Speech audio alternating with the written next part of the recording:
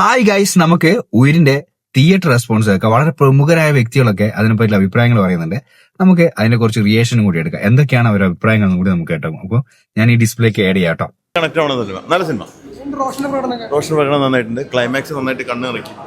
നല്ല സിനിമ, എല്ലാവരും നല്ല അഭിപ്രായങ്ങൾ പറയുന്നത്. രീതിയിലുള്ള നല്ല രസമുണ്ട്. പിള്ളേരുകളൊക്കെ കുഴപ്പമില്ല, കാണാം.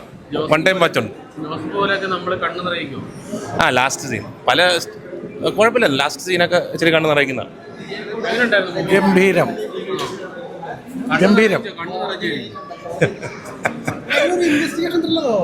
നല്ലൊരു ക്രൈം ത്രില്ലറാണ്. ഇതൊരു മേജർ രവി സാറിന്റെ അഭിപ്രായമൊക്കെ കേട്ടോ.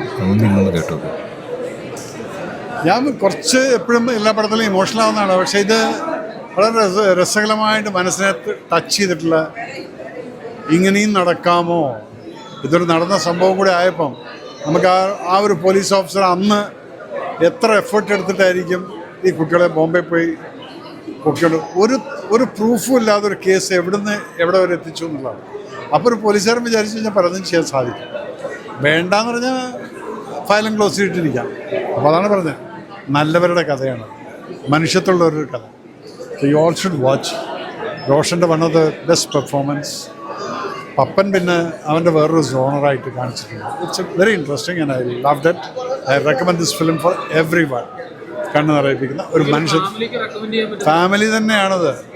കാരണം അതിൽ ഓരോരുത്തരും കുട്ടികളടക്കം ആലോചിക്കണം, ഞാനും വലുതായി ഇതുപോലൊരു സിറ്റുവേഷനിൽ വരുന്ന സമയത്ത് I should go all out to help people. അതാണ് ഇത് ഏത് തിയേറ്ററിൽ നിന്ന് പുറത്തേക്ക് വരുമ്പോൾ ആൾക്കാർ പറയുന്ന റിവ്യൂ എന്നറിയില്ല. പക്ഷേ എല്ലാവരും ജെന്യൂൻ ആയ റിവ്യൂ ആണ് പറയുന്നത്. എനിക്ക് തോന്നുന്നത് നാളെയാണ് ഇവിടെയൊക്കെ റിലീസ് ഉള്ളത്. നാളെ ഏതാണ് തിയേറ്ററിൽ പോയിട്ട് അത് കണ്ടിട്ട് റിവ്യൂ കൂടി ഇടുന്നതാണ്.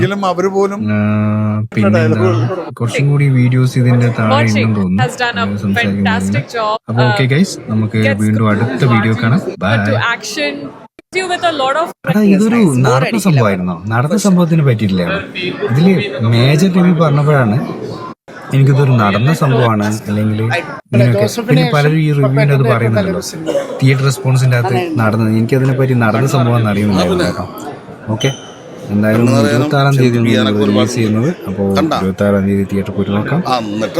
Okay, bye bye, see U.